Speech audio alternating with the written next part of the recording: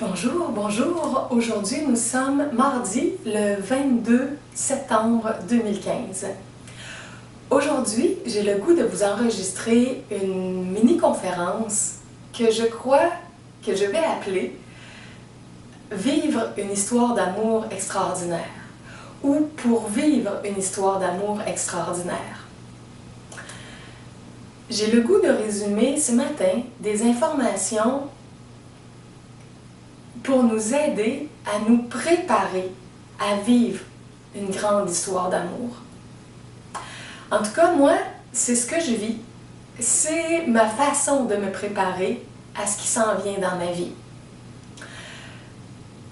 Je vais vous dire comment je conçois ça, comment je vis ça.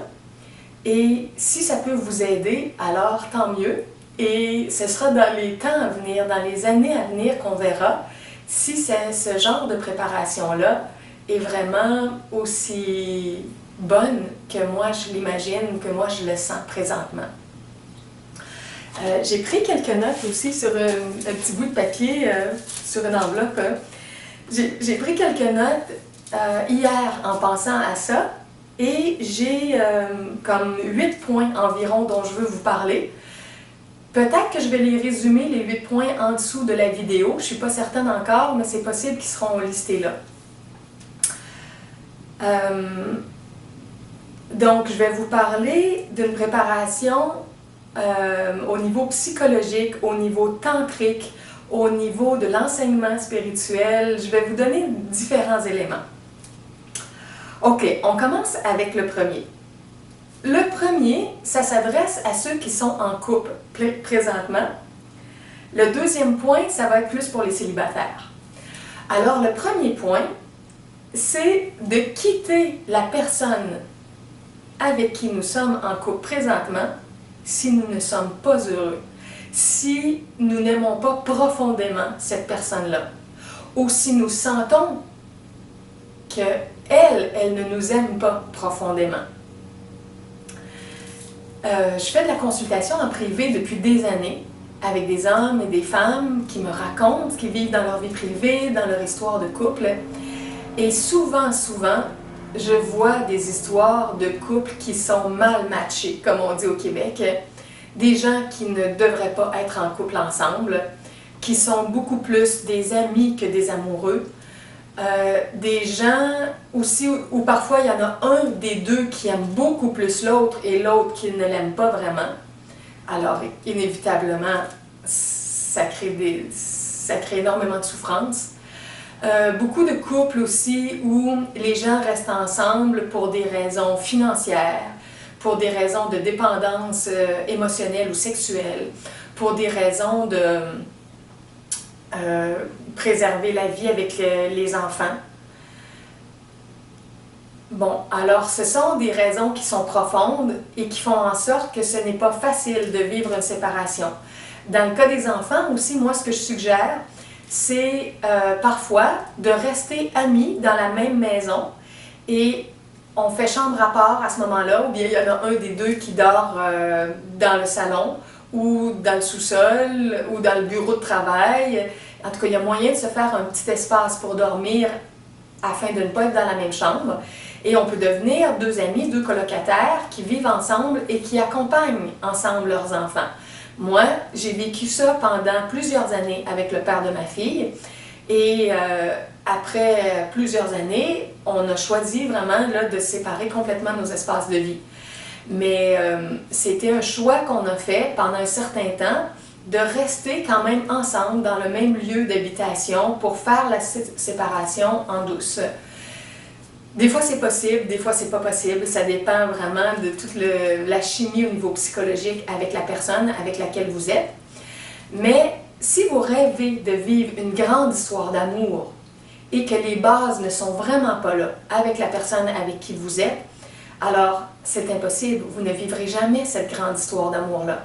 Il va falloir à un moment donné que vous preniez la décision de vivre une séparation ou un divorce si vous êtes marié et d'expliquer à l'autre personne que sur le long terme, vous allez tous les deux être plus heureux quand vous allez rencontrer la personne que vous aimez vraiment, qui vous aime vraiment et que l'autre personne va aussi rencontrer une personne qui lui convient vraiment, qui l'aime vraiment et que cette personne-là peut aimer vraiment.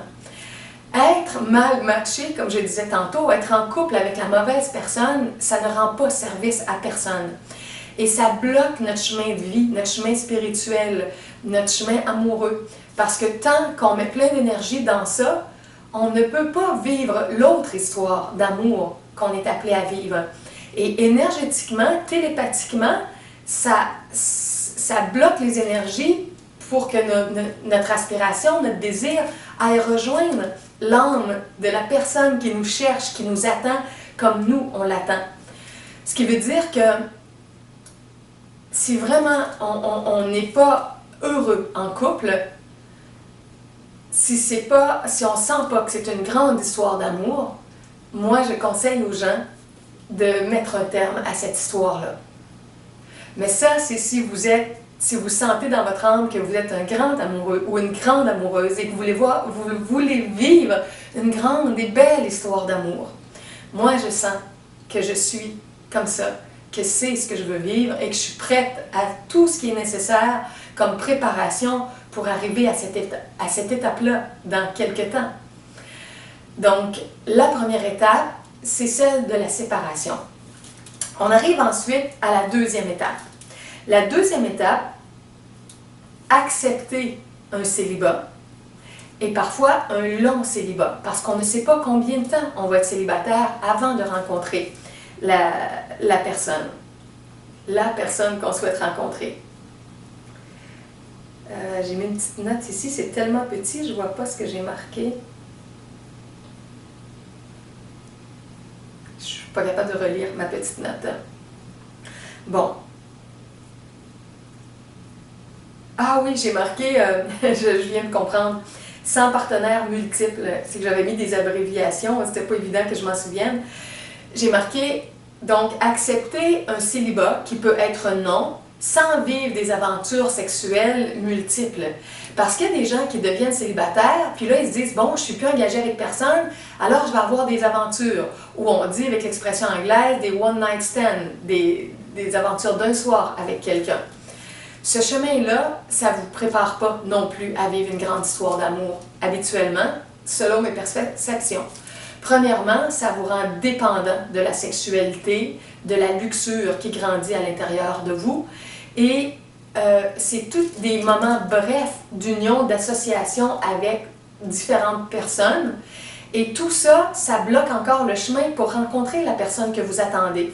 Parce que c'est comme si vous dites à la vie, je vis ça, je me contente de ça et je ne suis pas capable d'être patient, de bien me préparer pour rencontrer la personne. Je vais rapidement vivre des histoires plus superficielles avec quelqu'un que je connais peu. Et c'est ça que vous acceptez dans votre vie. Et de cette façon-là, vous bloquez le chemin pour rencontrer une personne avec qui vous allez vivre une histoire beaucoup plus profonde, beaucoup plus forte. Donc, tant que les gens sont en train de papillonner comme ça, en se promenant d'une personne à l'autre, souvent à cause d'une dépendance sexuelle, ils ne peuvent pas rencontrer la personne qui transforme vraiment leur vie, leur âme, leur cœur. Donc, le célibat dont je parle, c'est un célibat dans la chasteté. Un célibat où vous allez apprendre à porter votre énergie sexuelle, où vous n'allez pas apprendre à la dilapider avec plein de personnes que vous allez rencontrer. Et ça va bâtir une charge énergétique. Ça va vous rendre de plus en plus attrayant énergétiquement. Ça va vous donner un charisme particulier dans votre célibat parce que vous allez bien vous charger en énergie et vous allez vous préparer à rencontrer la personne que vous attendez et cette personne-là qui vous attend aussi, qui vit quelque part présentement. Dans votre ville ou village, dans une autre ville ou un autre village, peut-être dans un autre pays, peut-être à l'autre bout du monde, mais inévitablement, à un moment donné, par l'attraction énergétique, si chacun de votre côté vous êtes en préparation, vous allez vous aimanter et vous allez vous rencontrer. Bon, accepter le long célibat. Dans l'école gnostique où j'ai étudié, Samaël, le fondateur, disait « Habituellement, les âmes ont un processus de à 3 ans, 1 à 3 années environ pour rencontrer la bonne personne. En général, on peut se préparer à ça. À être célibataire pendant une bonne année, peut-être 2 et peut-être 3 avant de rencontrer quelqu'un. Et de nos jours, les gens ont tellement de dépendance émotionnelle et sexuelle qu'ils se disent « Ah, c'est épouvantable, comment je vais faire pour être seule pendant cette période-là? » Mais moi, je vous dis, vous avez tout à gagner à apprendre à vous porter dans votre célibat, dans votre champ d'énergie, à accumuler des énergies, à développer des nouveaux goûts, des nouvelles passions, à vous développer comme un être humain qui sait être riche sans nécessairement être dépendant de quelqu'un. Et quand vous allez rencontrer quelqu'un, votre vie va être beaucoup plus riche et vous aurez beaucoup plus de choses à mettre en commun avec l'autre personne.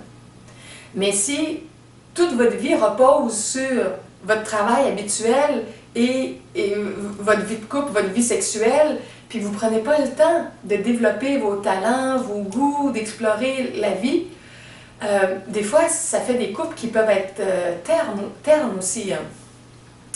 Donc, un long célibat, c'est quelque chose aussi qui est précieux parce que ça fait en sorte qu'on découvre qu'on est capable de bien vivre, même quand on est seul, même quand on vit juste au niveau de relations amicales et familiales.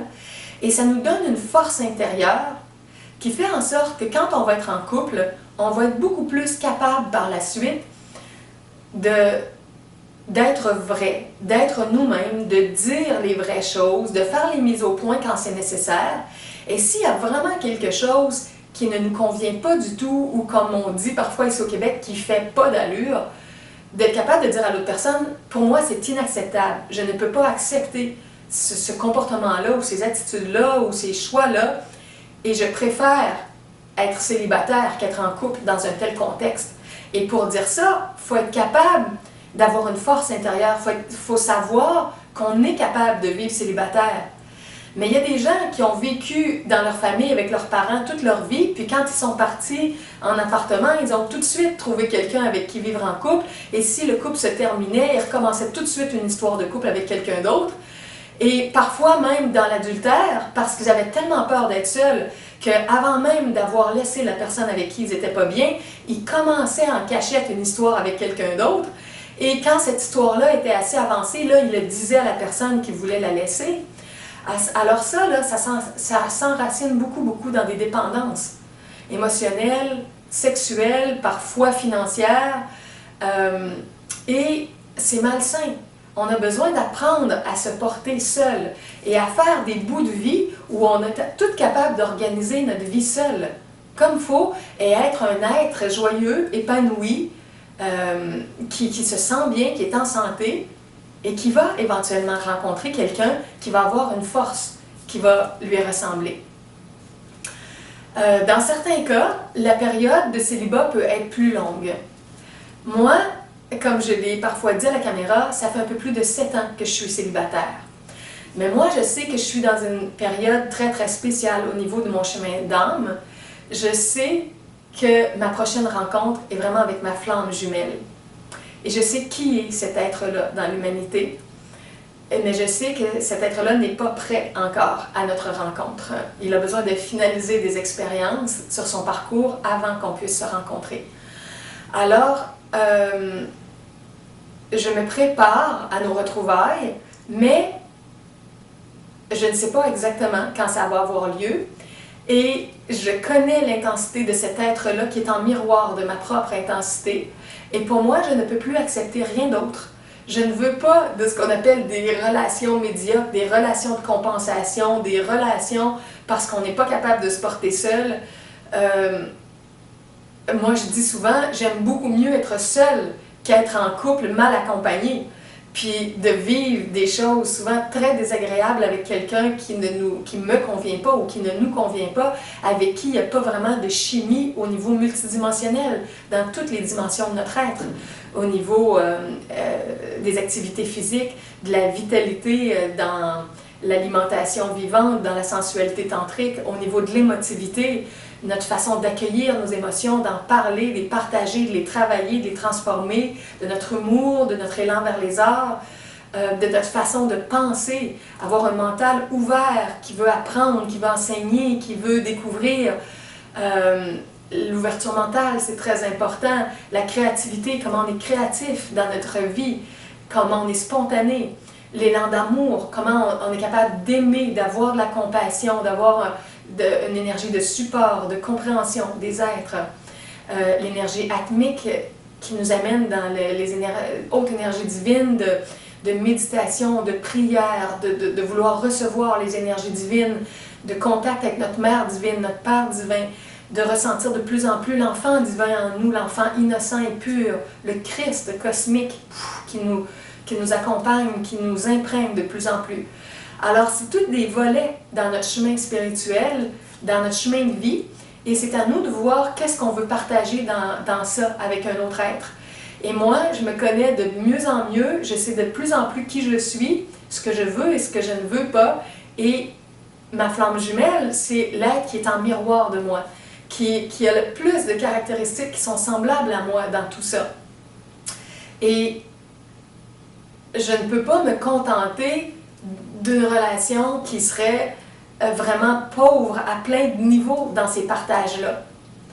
Donc, je prends tout le temps qui est nécessaire pour être célibataire et le moment où on va être prêt, qu'on va commencer ou recommencer, parce que naturellement nos âmes se connaissent, nos âmes vont se retrouver, au moment où on va continuer notre histoire qu'on a déjà connue un jour, ça va être une belle histoire vraiment où on va s'entraider à tous les niveaux et où on va chacun avoir une base forte dans notre tempérament, dans notre monde intérieur, dans tout ce qu'on va avoir développé comme capacité. Bon, alors ces deux conditions-là, c'est la base pour pouvoir vivre quelque chose de formidable par la suite. Un, de terminer une relation, de prendre le temps qu'il faut pour la terminer si on n'est pas avec la bonne personne, si on vit régulièrement plein de frustration, d'incompatibilité, d'élan non commun, et qu'on sent intérieurement qu'on ne pourra pas faire toute notre vie avec cette personne-là, que ce serait vraiment trop désagréable, trop souffrant. Ensuite, accepter notre célibat et nous organiser pour bien le vivre et accepter le temps que ça prendra. Et plus on est dans notre chemin spirituel, plus on est dans l'énergie de présence, plus on est dans un amour qui est grand, plus le temps disparaît. Parce qu'on s'investit pleinement dans chaque chose qu'on fait, on y met vraiment de notre cœur, de notre amour, de notre enthousiasme, de nos talents. Et dans ça, le temps n'est pas le même que quand on accepte de faire plein de choses dans lesquelles on n'est pas bien, puis où le temps est de plus en plus long. Donc, plus vous allez être dans votre amour, dans une belle qualité de présence, dites-vous que le temps ne comptera pas beaucoup ou pas vraiment dans votre vie. Je vous suggère aussi d'écouter mes vidéos du passé que j'ai faites c'est l'année passée, donc en 2014. Je crois que c'est en septembre-octobre 2014. Mes vidéos, être célibataire, c'est super. Un couple spirituel, c'est sensationnel, quelque chose comme ça. Ma vidéo aussi, la sexualité tantrique, expliquée aux adolescents, donc c'est expliqué également aux adultes, et beaucoup plus bas dans la liste, ma vidéo 5, les 10 mises en garde par rapport à la sexualité tantrique. Donc toutes ces bases-là sont précieuses. Le célibat, le couple, le tantrisme, je vais revenir avec les notions sur la sexualité tantrique. Donc ça, c'est la base. Ne plus accepter de situations de couple que moi je dis qui sont dans le fond inacceptables, mais qu'on accepte en se rendant souvent incroyablement malheureux, terne, triste. On va parler à nos amis, aux gens autour de nous de comment ça va mal dans notre histoire de couple, mais pourtant, c'est à nous de prendre la responsabilité de se séparer et on ne le fait pas. L'autre côté, le célibat, comment le célibat va être vécu, comment on va apprendre à se porter, puis qu'on ne va pas dilapider notre énergie tout partout en vivant finalement comme si on était en couple, mais avec plein de petits bouts de couple avec des personnes, c'est pas mieux non plus. Donc, découvrir qu'est-ce que ça veut dire à l'époque moderne, être chaste, porter notre énergie sexuelle, puis utiliser toute cette vitalité-là dans nos activités créatrices. OK, le troisième élément maintenant, c'est le plus important de tout, c'est le chemin psychologique et spirituel, ce que moi j'appelle la voie de l'amour. Ce chemin-là, c'est le chemin pour notre âme, guidé par l'esprit pur à l'intérieur de nous. C'est le chemin qui nous apprend à nous transformer de plus en plus et à délaisser ou à faire diminuer à l'intérieur de nous tous les comportements qui sont dans le nom d'amour ou le nom divin. Il y a quelqu'un qui m'écrivait par courriel ce matin et qui me disait « Julie, je ne sais pas pourquoi j'avais envie de pleurer ce matin. Puis même, j'étais comme en colère contre Dieu. » Et moi, je communique régulièrement par courriel avec cette personne-là que j'accompagne sur sa route spirituelle. Et ce que je lui expliquais, c'est que ce que j'avais compris, ce que j'ai décodé dans ce qu'il m'a dit, c'est qu'on a parlé hier de choses très confrontantes, de choses difficiles pour cet homme-là à transformer dans sa personnalité. Il parlait par exemple de timidité, de choses qu'il est invité à faire, à explorer, mais dont il ne se sent pas capable à cause qu'il est trop timide. Et je commençais à lui expliquer que la timidité, ce n'est pas quelque chose de divin. Pouvez-vous imaginer Yeshua, par exemple, comme un être timide, avec tout ce qu'il a fait? C'est un modèle pour notre humanité, c'est un exemple d'un être spirituel qui a vécu pleinement sa vie spirituelle, intensément. Et vivre ça intensément, c'est pas comme ça dans la timidité. Alors, des fois, les gens se disent « Ah, c'est pas grave. » Bon, des fois, les gens sont timides, des fois, les gens sont orgueilleux, des fois, les gens sont trop frondeurs. Il y a toutes sortes de caractéristiques qu'on a qui sont, au bout du compte, des caractéristiques qui nous nuisent. Et la timidité, c'est de la peur. C'est des peurs qui sont à identifier, puis on a besoin de faire face à ça pour se transformer et être capable de faire ce qu'on est vraiment invité à faire pour être un être humain plus épanoui et qui va aller se nourrir de ce dont il a besoin au lieu de se droguer de toutes sortes de choses, se droguer par de la sexualité masturbatoire, se droguer par de la nourriture, se droguer par trop de télévision, se droguer par certaines activités répétitives qui ne nous épanouissent pas, se droguer par de l'alcool ou des véritables drogues qu'on appelle cigarettes, marijuana, cocaïne. Donc, quand notre personnalité ne fait pas ce qui est à faire pour vraiment s'épanouir et pour dépasser nos peurs, les transformer et développer une nouvelle assurance, évidemment, il nous manque des expériences. Et quand il nous manque des expériences, on va aller chercher une nourriture énergétique dans les drogues. Toutes les choses qui vont nous droguer, nous compenser artificiellement, qui vont nous donner une forme de paix ou de satisfaction artificielle. Mais ce n'est pas vraiment sain. Et c'est pas ça ne peut pas nous apporter une joie durable.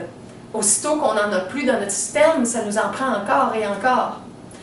Alors que quand on transforme notre caractère, puis quand on apprend à faire face aux choses qui nous font peur, puis à se transformer, là, on devient un être humain qui change. Et là, si je fais le lien avec le courriel que j'avais reçu, quand il me disait, cet homme-là qui se sentait triste, qui avait envie de pleurer, ce que je lui ai expliqué ce matin, c'est que c'est des énergies souvent qui montent quand on se met en contact avec nos vraies émotions. Quand on sent vraiment, quand on prend conscience de ce qu'on a à changer dans notre vie. Quand on réalise qu'il y a des volets qui ne sont pas divins, qui ne sont pas dans l'amour, qui ne sont pas dans l'enthousiasme créateur, mais plutôt qu'on est dans toutes sortes de faiblesses de notre personnalité, de notre caractère, et qu'on est invité à transformer ça. Et beaucoup de gens ne veulent pas voir ça, ne prennent pas de temps pour conscientiser ça. Et je lui disais, il y a des gens qui refusent de faire des périodes de méditation ou de prière parce qu'ils sentent que quand ils sont au repos, quand ils se calment, il y a des choses qui montent à l'intérieur d'eux, des mauvais souvenirs de leur vie, plus récente ou plus loin dans le passé. Pourquoi? Parce que certaines facettes de leur personnalité ont pris le dessus, puis ça a attiré toutes sortes de choses désagréables.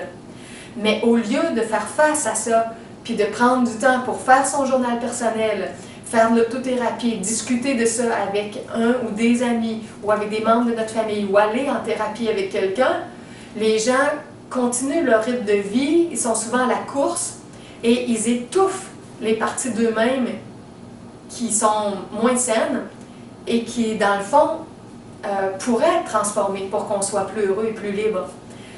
Donc, quand ces parties-là commencent à remonter, quand on a plus d'écoute intérieure, quand on vit un chemin spirituel ou psychologique plus intense, quand on fait un peu plus de méditation, un peu plus de prière, quand on demande l'aide divine pour se transformer, on dit des fois, c'est comme une rivière qui est toute calme et la boue commence à remonter à la surface.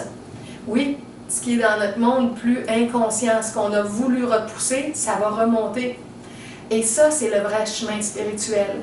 C'est de faire face à ces facettes-là. On ne peut pas toutes les transformer en même temps. Ça prend du temps. C'est pour ça qu'on dit qu'on développe une forme de maîtrise tranquillement au fil de notre vie, au fil des ans, et non pas du jour au lendemain.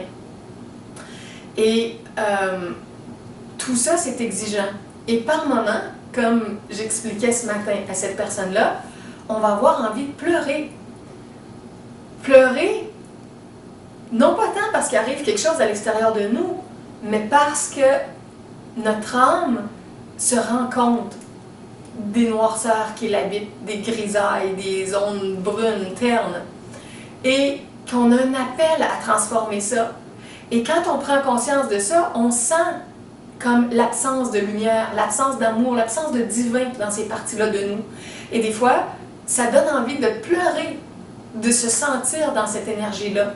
Et bien des gens refusent ces émotions-là, refusent de laisser monter ces larmes-là. Parce que toutes ces discussions-là de face à face intenses avec qui on est, et qui fait qu'on va se trouver moins beau, moins bon, des fois, ça va nous faire pleurer. Mais comme j'expliquais à cet homme-là, éventuellement, ça va donner les larmes inverses, ça va donner des larmes de joie, des larmes de satisfaction, des larmes de bien-être, parce qu'on va faire des découvertes, on va faire des prises de conscience, on va comprendre comment on pourrait agir autrement, on va aller chercher des nouveaux outils, on va faire des nouvelles expériences qui vont nous faire développer des nouvelles capacités. Et on va être fiers de nous, de dépasser nos limitations actuelles pour devenir quelqu'un de différent, de plus divin. Et que ce ne soit pas juste des mots de parler du divin, mais d'incarner cette force divine-là en changeant, en devenant un être nouveau, en devenant un mutant. Un mutant, c'est un être spirituel, c'est un être qui change sa conscience au fil du temps.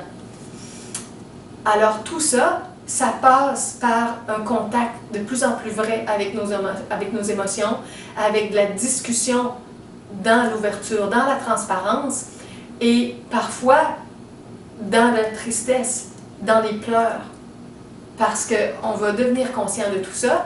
Mais l'idée, ce n'est pas juste de voir notre côté sombre, c'est aussi d'être conscient de notre côté lumineux, des qualités qu'on a, des talents qu'on a, des forces qu'on a, des bonnes choses qu'on fait dans notre vie. Et plus on est capable de garder ça en tête, en même temps qu'on regarde les facettes plus sombres de notre vie, plus on va être capable de faire face à notre ombre. Les gens qui ont de la difficulté à faire face, c'est des gens qui vont oublier leur lumière. Alors, je vous invite à prendre régulièrement dans votre semaine, dans votre journée, des moments où vous appréciez tout ce que vous avez de bon dans votre vie, tout ce qu'il y a de beau déjà dans votre personnalité et les belles choses que vous faites déjà, soit récemment ou soit depuis plus longtemps, parce que ça développe aussi votre perception de vous-même dans votre lumière et vous savez que vous avez ça et à partir de ça, vous pouvez regarder votre ombre, vos facettes moins belles et vous dire, ok, je mets du temps pour transformer ça, pour comprendre qu'est-ce qui se passe avec ça, comment je peux avoir plus d'amour, plus d'élan, plus de leadership, plus de capacité Et ne pas m'écraser, ne pas trop me taper sur la tête, juste réaliser que je suis comme un éternel enfant en cheminement, en développement, en apprentissage.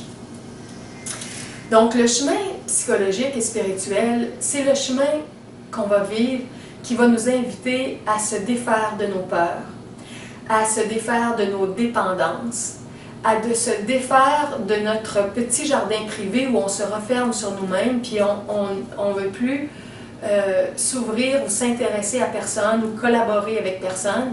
Donc, ça va nous demander d'ouvrir notre cœur pour apporter notre collaboration, notre assistance, notre créativité dans le monde. C'est un chemin spirituel où on va être à l'écoute de la présence divine en nous, par intuition, par intériorisation, mais aussi les messages divins qu'on reçoit par toutes les personnes qui parlent, qui enseignent, qui expliquent des choses, pour qu'on comprenne des nouvelles choses qui nous amènent dans une nouvelle justesse. Éliminer doucement de notre vie ce qui est faux, ce qui est erroné, ce qui est trop limité, et rentrer dans ce qu'on peut appeler la vérité divine, la vérité pure, une forme de transparence plus grande, au lieu d'être dans le mensonge, dans le secret. Accepter la vérité et la sincérité et la transparence. Quand on refuse tout ça, c'est encore une fois parce qu'on a des peurs de toutes sortes. Les gens ont peur d'être transparents, de partager vraiment ce qu'ils vivent plus ouvertement, parce que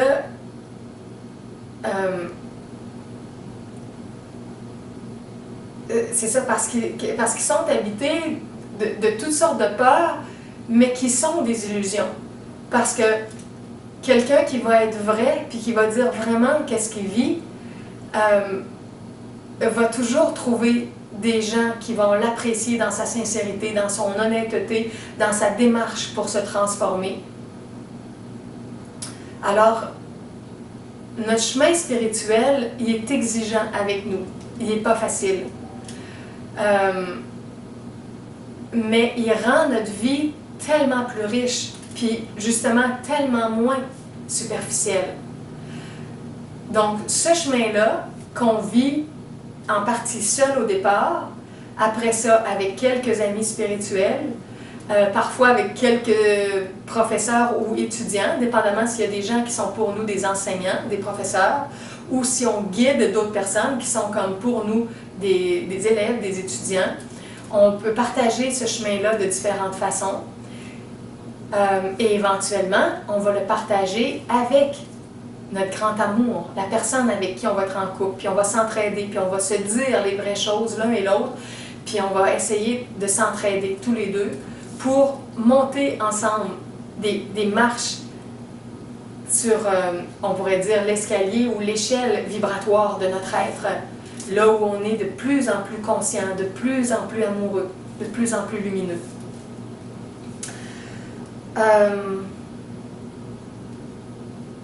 Bon, j'y reviendrai parce que le chemin spirituel, c'est la base de toute notre vie pour devenir vraiment un être plus éveillé et qui utilise beaucoup plus de son potentiel et qui se fusionne de plus en plus aux parties divines de son être en acceptant d'être un être divin de plus en plus sur la terre pour rayonner une nouvelle qualité de présence partout, au travail ou aux études, en famille, avec les amis, partout dans la nature, avec les animaux, partout où l'on est, à être plus présent, plus en paix, plus posé, plus aimant, plus attentionné. Tout ça vient de notre propre parcours. Ok, j'arrive au point 4 maintenant. Commencez à apprivoiser le tantrisme. Si vous ne faites pas de place au tantrisme dans votre vie, vous allez avoir une sexualité conventionnelle, ce que j'appelle la sexualité orgasmique conventionnelle, et vous allez vieillir de façon conventionnelle, vous allez dépérir de façon conventionnelle et vous allez mourir de façon conventionnelle autour de 70-80 ans habituellement. Si vous entrez la sexualité tantrique dans votre vie, vous allez ralentir votre rythme de vieillissement. Vous pourrez un jour le stopper complètement et vous pourrez avoir la possibilité d'entrer dans ce qu'on appelle la communauté des immortels. Le chemin tantrique, c'est le chemin qui nous apprend à faire circuler notre énergie sexuelle en nous au lieu d'expulser nos énergies. C'est un chemin qui est non orgasmique.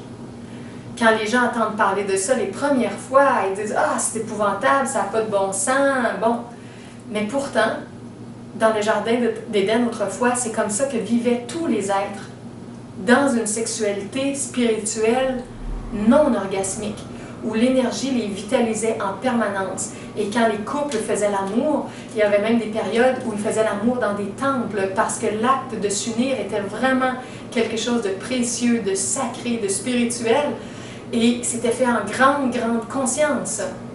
Et les gens étaient vigilants avec leur énergie sexuelle et vivaient des moments de communion dans la douceur, dans la lenteur, et non pas juste une course à l'orgasme, une énergie qui explose, puis où on fait sortir de notre corps une précieuse énergie de vitalité, et où on dévitalise toute la colonne de lumière par chaque orgasme dans notre corps physique et dans nos autres corps d'énergie, parce qu'à force d'avoir des orgasmes un après l'autre, ce n'est pas que l'énergie physique qui est interpellée, c'est l'énergie éthérique, astrale, mentale, causale, l'énergie de tous nos plans, de toute notre structure multidimensionnelle. On va la chercher, puis on l'expulse, on la dévitalise. On dévitalise notre structure. Et ça nous fait cerner de plus en plus, ça nous fait rider, ça fait sécher la peau, ça diminue le tonus des sphincters, des muscles, ça fait perdre la lubrification chez les femmes, ça fait perdre la capacité d'érection chez les hommes, ça peut donner des problèmes au niveau des organes sexuels, utérus ou prostate, ou ça diminue notre capacité mentale, notre capacité de concentration, de mémorisation, ça diminue notre capacité sportive. Toute cette énergie-là qui est gaspillée affaiblit constamment notre potentiel.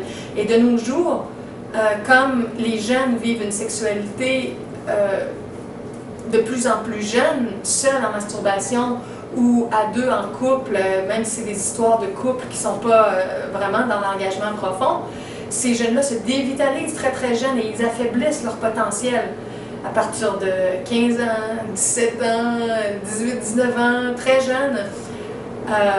Alors si vous faites partie des rares personnes qui êtes capables de ne pas embarquer dans ces schémas-là, de masturbation fréquente, de relations sexuelles multiples et de vous porter dans votre force intérieure et d'atteindre l'âge de 18-20 ans sans avoir eu plein d'expériences comme ça, vous êtes une exception, mais vous avez une force en vous et c'est très très bien.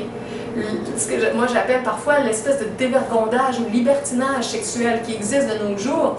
Les gens pensent que c'est formidable, mais c'est épouvantable au niveau énergétique. Tout ce que ça fait chez les adolescents, les jeunes adultes, ça donne des conditions énergétiques qui sont très malsaines. Mais les gens ne le savent pas parce qu'ils ont perdu toute la connaissance tantrique.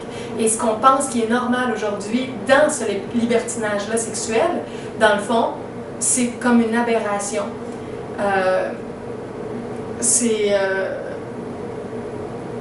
La façon dont les gens sont esclaves de leur sexualité et de leur orgasme, c'est comme les gens qui deviennent boulimiques avec l'alimentation. J'en ai déjà parlé dans d'autres vidéos. Un boulimique, c'est quelqu'un qui mange frénétiquement, compulsivement, puis qui va aller vomir. Puis une fois qu'il a vomi, il a besoin de se remplir. Puis c'est un cercle vicieux.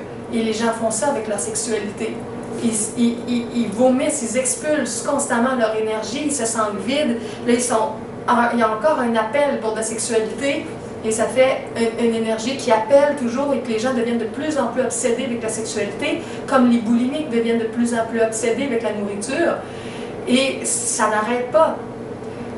À l'inverse, quand on apprend à manger sainement, équilibré, pas trop, on n'a plus besoin de vomir, on n'a plus besoin d'expulser notre énergie. Et dans le tantrisme blanc, c'est ce qu'on apprend à faire. On apprend à porter notre charge d'énergie, à se revitaliser, à être bien dans tout ce potentiel-là, à garder l'énergie. Alors là, en arrivant au point 4, il y a comme 3 éléments A, B, C que j'ai notés. Le point A, c'est de diminuer la fréquence de masturbation. Une fois qu'on est conscient qu'on se dirige vers une sexualité tantrique blanche en couple et qu'on veut devenir un être spirituel de plus en plus énergisé, rayonnant, divin, ayant une grande longévité et peut-être même une immortalité, il faut changer nos habitudes. Alors le début, c'est de diminuer la fréquence de masturbation. Et moi, je dis aux gens, allez-y graduellement, parce qu'en général, c'est très difficile de faire des changements très rapides à ce niveau-là. Ça fait très, très longtemps qu'on a des drogues dans la sexualité, dans l'orgasme.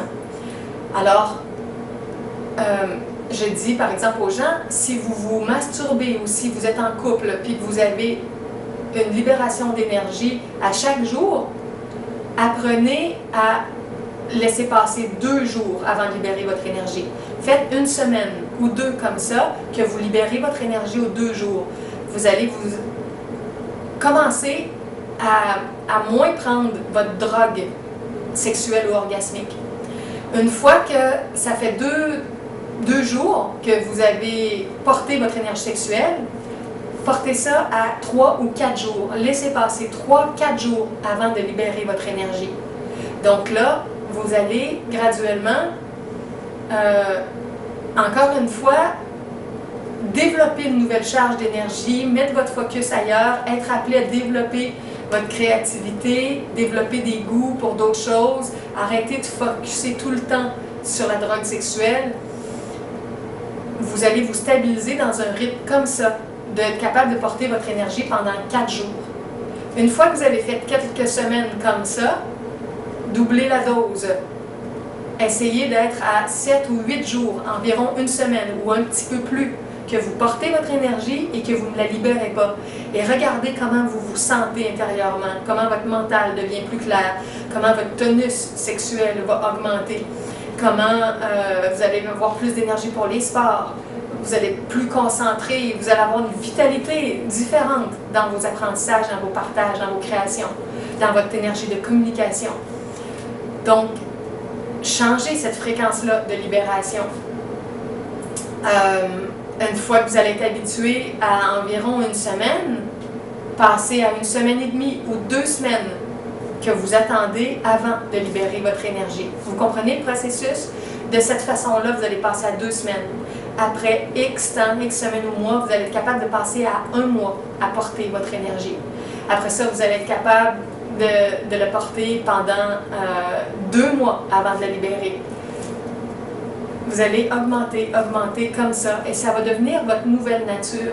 Comme quelqu'un que ça fait longtemps qu'il n'a pas fumé, qui n'a pas pris un joint de marijuana, qui n'a pas été à des jeux compulsifs dans un casino, qui n'a pas fait de dépenses extravagantes pour compenser, ou qui a cessé d'être workaholic, à faire des heures supplémentaires, qui était comme une drogue aussi. Quand on devient plus équilibré dans notre vie, qu'on est moins drogué, on voit justement qu'à un moment donné, les comportements qui ne sont pas sains pour nous, ils deviennent de plus en plus loin. Ça fait de plus en plus longtemps qu'on les a faits. Et même quand on flanche par moment, quand on revient dans notre ancien comportement, on va avoir quand même accumulé cette expérience-là, cette énergie-là. Et là, on va recommencer pour une nouvelle période qu'on va apprendre à porter notre énergie ou à ne pas aller chercher la drogue qu'on allait chercher habituellement, s'il s'agit d'une autre drogue. Je dis souvent aux gens, si nécessaire, procurez-vous des livres sur le web ou vraiment en librairie de gens qui se sont libérés de certaines drogues. Il existe beaucoup plus de livres sur ça au niveau de l'alcool, puis au niveau des drogues plus fortes, ou parfois au niveau alimentaire, le sucre ou l'embonpoint, tout ça. Il y a des gens qui ont écrit une forme de biographie à leur sujet sur ça. Cherchez des livres en librairie ou sur le web à ce sujet-là, parce que les trucs que les gens ont trouvés, ça va vous servir. Parce que le comportement au niveau des drogues, ça se ressemble. Comment on ne fait pas face à nos émotions, comment au lieu de se transformer, au lieu de développer notre responsabilité, notre créativité, on va vers une satisfaction rapide et facile, puis qu'on se drogue.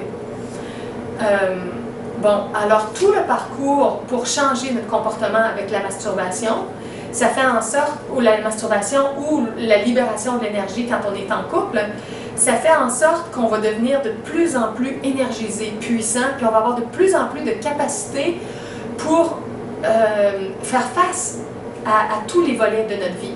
Quand on a moins d'énergie, on est moins capable, on est comme plus faible. Si vous avez plus d'énergie, vous allez avoir cette énergie-là pour faire plein de choses dans votre vie. Donc, travaillez votre caractère, votre personnalité, votre capacité à enseigner, vous développez vos attitudes comme étudiant ou au travail, vous impliquer dans des projets sociaux, collectifs, humanitaires, planétaires, apporter votre contribution dans le monde. Toute votre énergie va grandir et vous allez pouvoir faire plus de choses. Mais si vous dilapidez régulièrement vos énergies, tout votre potentiel s'atrophie. Et votre corps vieillit de plus en plus à tous les niveaux.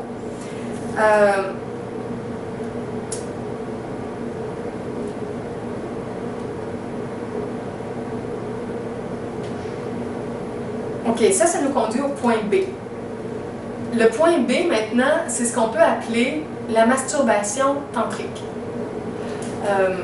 Quand on ne va plus vers la masturbation orgasmique, ou de moins en moins, comme je disais, en espaçant de plus en plus, on a l'étape intermédiaire de ce que j'appelle la masturbation tantrique. À ce moment-là, il va y avoir une forme d'autocaresse pendant quelques minutes, mais sans amener l'énergie à l'extrême. Moi, je parle souvent du continuum de 1 à 10. Dans l'excitation sexuelle, l'énergie monte 1, 2, 3, 4, 5, 6, 7, 8, 9, 10, c'est l'orgasme. Dans le tantrisme blanc, on n'arrive plus à 10. Moi, avec mon cheminement depuis des années, ça fait plus de 7 ans que je n'ai pas connu un orgasme. Les grands initiés, à un moment donné, ça fait 10 ans, 20 ans qu'ils n'ont pas connu d'orgasme, et il y en a que ça fait 100 ans, 300 ans, 500 ans, quand ils rentrent dans la communauté des immortels. Parce qu'ils savent que chaque orgasme renverse le vase énergétique, comme si notre corps est un vase de cristal, qu'on accumule de l'énergie, et quand on arrive à l'orgasme, on renverse le vase. Des fois, ce n'est pas toute l'énergie qui est renversée, c'est une partie de notre énergie, mais c'est des grandes sommes d'énergie qui sont expulsées. Naturellement, quand on expulse souvent, on n'a presque pas d'énergie, alors on expulse moins, mais quand on se met à accumuler, on expulse des plus grandes sommes. Alors, éventuellement, pour une personne qui choisit le parcours tantrique à long terme, pour avoir toutes les conséquences qui sont enseignées, tout ça demande de faire un choix conscient et, à un moment donné, d'arrêter cycliquement d'expulser l'énergie. Mais pendant un certain nombre de mois ou d'années, on fait des explorations, puis on est en train de regarder qu'est-ce qu'on veut choisir pour notre vie. Et il y a des gens qui m'écrivent et qui me disent « Moi, Julie, j'aime mieux mourir à 70 ans pour avoir des orgasmes. » C'est correct, c'est le choix. La plupart des gens vont dire ça. Ils veulent une vie humaine avec beaucoup moins de possibilités, de capacités, de développement de leur corps de lumière, moins d'accès aux différentes sphères vibratoires, aux autres dimensions qui existent, et des dépendances qui développent, ce qui fait que habituellement ça va repousser vers de nouvelles incarnations, des cycles continuels, de recommencer, de devenir amnésique, alors que le parcours initiatique nous permet de garder toujours la même conscience et de ne plus repasser par les mêmes expériences qu'on recommence tout le temps. C'est des choix de vie.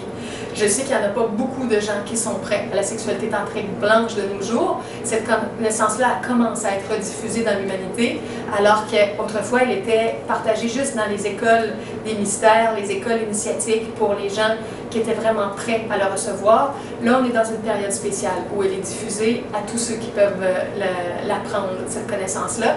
Mais je vous invite vraiment à écouter ma conférence sur les mises en garde pour faire attention aussi si vous voulez pratiquer le tantrisme. Entre autres, on ne pratique pas avec des partenaires multiples, ça se pratique dans la fidélité.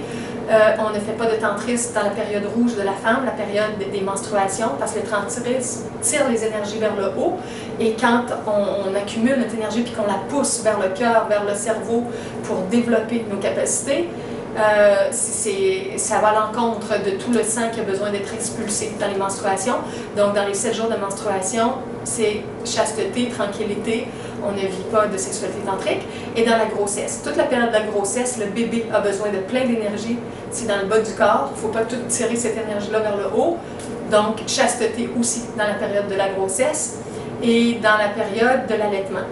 Les couples tantriques, la femme n'allaitera pas plus de 6 mois pour recommencer les pratiques tantriques après 6 mois. Donc, quand on a besoin de nourrir le bébé par le ventre ou par les seins, une fois que le bébé est né, il n'y a pas de sexualité tantrique. Ce qui veut dire 9 mois plus 6 mois, 10, 11, 12, 13, 14, 15 mois de chasteté. Si vous avez été une personne célibataire qui s'est pratiquée dans la chasteté, dans le fait de vous porter, d'être un être spirituel qui n'est pas esclave de ses pulsions sexuelles, vous allez être capable d'être en couple et de vivre ça. Mais si vous êtes complètement dépendant de votre sexualité, ça va vous sembler comme impossible de vivre une période d'arrêt comme ça si vous développez, si vous connaissez le tantrisme, puis que quelques années après, en tant que femme ou votre compagne devient enceinte. Fait que tout ça, pour vivre une vie énergétique plus intense et développer les capacités dont je parle, ça demande de se porter, d'avoir une force intérieure plus grande. Alors, la masturbation tantrique, si j'y reviens, fait en sorte que on peut faire monter un peu l'énergie, mais ne pas l'expulser, c'est déjà mieux que se masturber conventionnellement et d'expulser l'énergie. Mais il ne faut pas faire ça trop de minutes parce qu'on charge trop d'énergie dans le bassin, puis là, ça va bouillir, on va avoir comme un feu au niveau du bassin, et naturellement, on va avoir envie d'expulser l'énergie.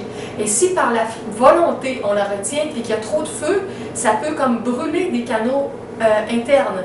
C'est la même chose au niveau du couple. Si vous faites des pratiques tantriques, des unions tantriques trop longues, puis que vous arrêtez de faire l'amour, puis que vous sentez que ça brûle dans le bassin, c'est que vous chargez beaucoup trop votre corps et que vous n'êtes pas capable encore de faire voyager l'énergie dans le corps.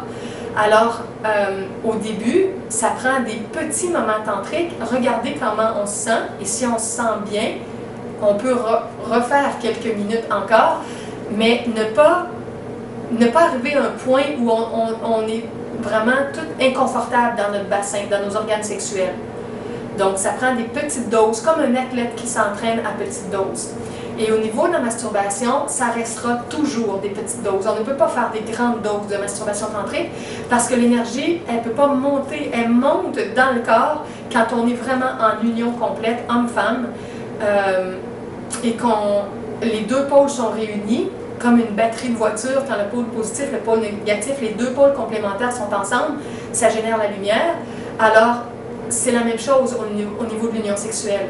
Si vous vous masturbez, vous êtes juste dans votre corps d'homme ou juste dans votre corps de femme, les deux pôles ne sont pas réunis, et à ce moment-là, la lumière spirituelle, le feu de la Kundalini, toute cette énergie-là ne pourra pas s'éveiller de la même façon. Alors l'énergie va rester dans le bassin. Donc la masturbation tantrique, c'est juste pour quelques secondes ou quelques minutes, juste pour se donner un petit high, ensuite vous arrêtez. C'est une étape de transition pour les gens qui ne sont pas encore capables d'avoir des grandes périodes de chasteté complète.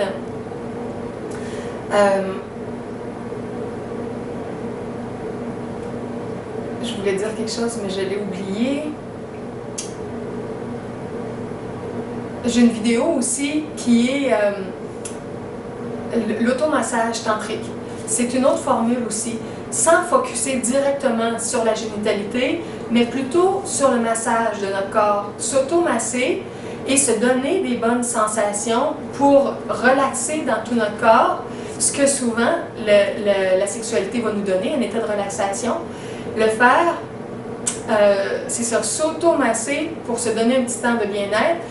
Ça, vous pouvez écouter ma vidéo, je ne me souviens pas exactement, c'est au printemps 2012 que je l'ai enregistrée. Il n'y a pas de numéro, mais je me souviens de la période quand vous suivez la chronologie. Elle a été vue plus de 100 000 fois, cette vidéo-là, si je ne me trompe pas. Est-ce que c'est elle ou une autre sur la sexualité tantrique? Mais en tout cas, j'ai souvent reçu des commentaires comment elle a aidé des gens.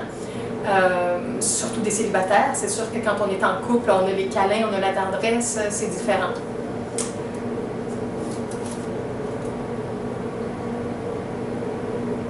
Euh, Bon, alors je répète une dernière fois, si vous explorez la masturbation tantrique, c'est des petites périodes brèves pour que après quelques secondes ou quelques minutes, quand vous arrêtez, vous sentez que vous êtes très très bien dans votre bassin. Si vous vous sentez mal, si vous sentez trop d'énergie, trop chargé, c'est trop, vous en avez trop fait et ça peut être dangereux que l'énergie générée puisse brûler des canaux internes qui devront comme se guérir, se régénérer. Alors, il ne faut pas trop se charger, fait comme ça. Bon, on arrive au point C. Le massage avec accessoires. Ah non, C, c'était l'automassage. Je viens de voir comme faux. Le point C, c'est ce que je vous ai parlé au niveau de l'automassage. A, c'était diminuer la fréquence de masturbation. B, découvrir par moment la masturbation tantrique. C, explorer aussi l'automassage énergétique ou tantrique. Le point 5 maintenant. Le point 5 de ma liste, c'est pratiquer le massage avec accessoires. Le massage avec accessoires, ça nous initie doucement à l'univers tantrique. Ça nous prépare pour ce qu'on va être capable de vivre en couple. Et si vous êtes déjà en couple, ça vous aide à apprivoiser le côté tantrique dans votre sexualité. Parce que le massage avec accessoires, qu'est-ce qu'il fait? Il nous apprend à devenir plus sensible pour toutes les zones de notre corps au lieu de focusser presque uniquement sur la génitalité, le pénis chez l'homme, le vagin, le clitoris chez la femme et les seins chez l'homme ou chez la femme, les zones érogènes qu'on pourrait dire quand on ne parle pas juste du bassin. Souvent, la sexualité focus beaucoup sur ça, les seins, le bassin. Et quand on focus sur ça, sur le continuum de 1 à 10, l'énergie va monter parfois très vite. Ou chez la femme, elle va monter très lentement parce que chez la femme, souvent, on a besoin davantage de tendresse, on a besoin d'une vraie relation d'amour, on a besoin de sentir vraiment la chimie avec l'autre, comment on est proche. Et si c'est juste mécanique au niveau des organes sexuels, parfois la femme va rester plus froide. Alors que s'il y a une préparation, des fois il y a des gens qui donnent l'image que la femme est comme un feu de bois, qu'il faut mettre des bûches, du papier, on l'allume doucement, alors que l'homme est un peu comme un poêle au gaz, que tu mets du feu, puis le feu monte tout de suite. Le rythme des hommes parfois est beaucoup plus rapide. Et des fois les hommes, pas tous, parce que des fois il y a des hommes de tempérament femme, des femmes de tempérament homme. Il y a des hommes, des femmes, il y a des gens qui ne se préoccupent pas de l'ambiance psychologique, de l'ambiance spirituelle, du contexte de tendresse, de la communication. Ils veulent juste le contact brut. Mais ça, c'est une énergie plus down, plus grandée, plus animale. Et plus on est sensible, plus on est subtil, plus on est spirituel, on a moins envie de quelque chose de brut comme ça. On veut vraiment quelque chose de plus enveloppant, de plus humain dans l'échange, et non pas juste des corps qui bougent puis qui donnent un extrême orgasmique. On veut une communion, une union, des sensations de bien-être profond et d'extase, et ça demande du partage à d'autres niveaux. Et c'est pour ça qu'à ce moment-là, on a besoin d'être en couple avec une personne qu'on aime beaucoup, qu'on admire et qui nous admire, avec qui on collabore, avec qui on fait des projets, avec qui on partage, qu'on comprend. On a besoin d'avoir une chimie à plein de niveaux et cette chimie-là va se transposer dans la sexualité. Bon, donc pour développer une sexualité plus profonde, plus sensible, plus riche, plus multidimensionnelle, le massage avec accessoires va nous aider parce que, comme je disais, il va dégénitaliser la sensualité. Il va faire en sorte qu'on va avoir des temps de relaxation, méditation, de pause, où on va s'offrir ce temps-là en relaxation ou massage, puis on veut utiliser des accessoires. Toute la technique que j'ai développée avec les accessoires, elle se fait aussi avec les mains. Si vous lisez mon texte dans tous mes livres gratuits, l'atelier tantrique, vous avez toute la technique avec les mains. Mais avec les mains, c'est pour les gens qui sont vraiment en couple ou en grande affinité vibratoire avec leur partenaire. Parce que si on n'est pas en bonne affinité vibratoire, s'il y en a une personne des deux qui est beaucoup plus haute que l'autre en énergie, la personne plus haute va se faire dévitaliser dans le toucher et la personne plus basse va comme vampiriser le champ d'énergie de l'autre. Donc, il y en a un qui gagne puis il y en a un qui perd. Une fois, deux fois à l'occasion, c'est pas grave, mais quand ça arrive souvent, c'est très désagréable. C'est pour ça que moi, je dis qu'on ne peut pas faire au niveau spirituel de massage énergétique professionnel avec les mains en touchant n'importe qui. Ça, vous avez mon lien qui explique bien tout ça dans les informations sur le massage, sur la réflexologie, sur mon site de la Marche de l'amour. Je vais mettre le lien en dessous. Ça, c'est